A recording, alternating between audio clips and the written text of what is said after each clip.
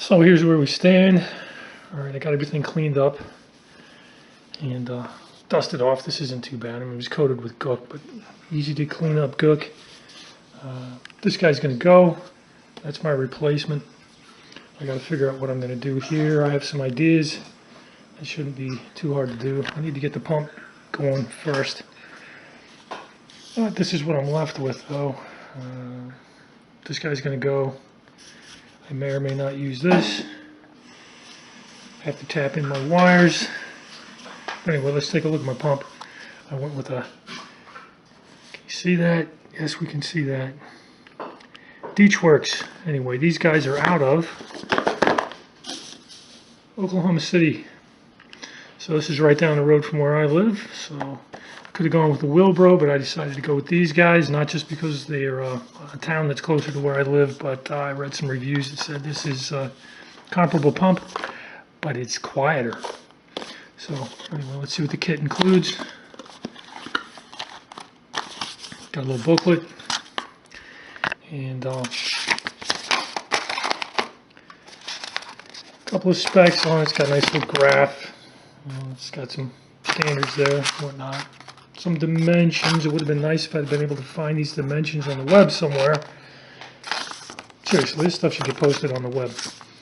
But anyway, there's the pump. The DW200. 40 psi. Okay, it's 40 psi at that flow rate. We don't need that flow rate, which means the pressure can be higher. And this is not actually on the encasement. It's got like a plastic wrap around it, so I'm going to have to pull the plastic wrap off before I install it. Came in with a little plug on the top there, cap, a little cap down there. It's got all these goodies. It's got the electrical attachment. It's got the fuel filter. Attaches right there. Got a little length of hose, which will replace this thing. 2 clamps, nice. So here on these stock connections, there's kind of a fat blob right in the middle here. One there, one there. And I was wondering whether or not they were part of a connection, or whether they actually had something more like maybe there was a resistor in here of some sort. And so I just got my tester out. I was checking the wires here to see what was going on so I could compare them to what I'm about ready to pop in place. And as far as I can tell, these are just connectors. There's nothing in there that does anything special electrically. So I think I'm just going to get rid of these guys and put the new stuff in. And there we are. I took the covering off. So this is what's inside. It's just kind of a winding. Doesn't appear to offer any kind of resistance. No idea what the purpose is. This one's actually kind of flat on that side. The other one's completely round. No idea what they do. So here's the final assembly. Let me show you what I did here, if it's possible. Okay, these connections up in here, they're old and crusty, but they did not fail. So I've got of course, the original wires all coming down. I've got them zip tied like this. This is how the original stuff was put together, with a zip tie. Comes down here. I've done some electrical checking on this. It works through at least some of this range. It may work through all of it. I'm not really sure. I don't have the best testing equipment in the world. We come down to the pump. The kit came with these connectors and this piece of hose. So the hose was too long. I chopped it in half, roughly, and then took these little stainless steel clamps, popped it into place, holding it at the bottom at about where I think the factory bottom is supposed to be.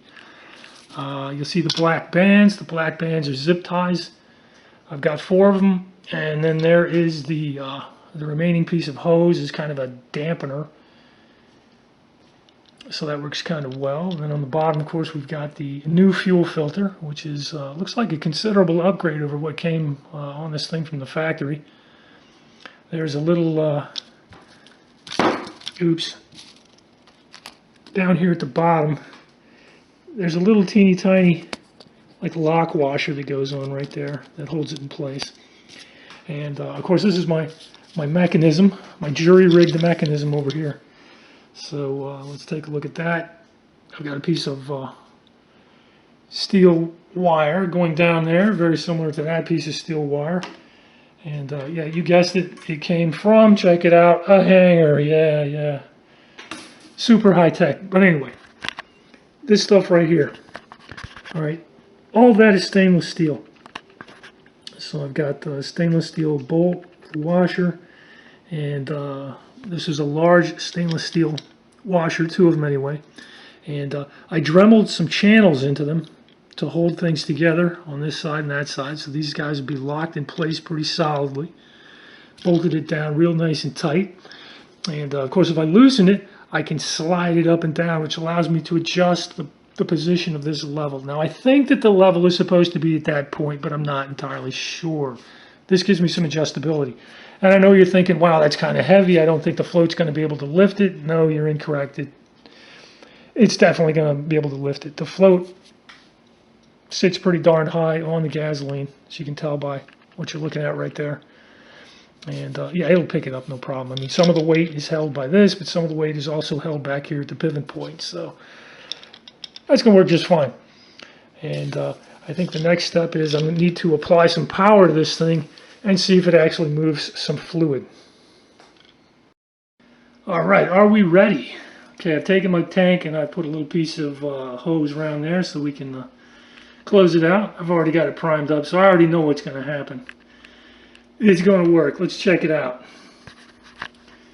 So anyway, got your negative attached right over there, and all we have to do is attach our positive to the middle point. And this is going to be hard to do because there's a bit of torque involved, so it wants to twist away from me every time it does this.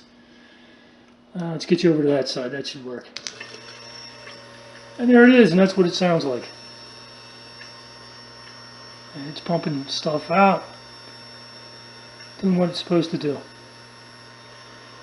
So I think that gets my fuel pump and gauge assembly ready to get back in the car. And I think I'm going to end the video here, and my next thing that I will post is getting that tank cleaned up, because I got to get the bad stuff out of the tank and probably clean some gunk out of it. Shouldn't be too bad.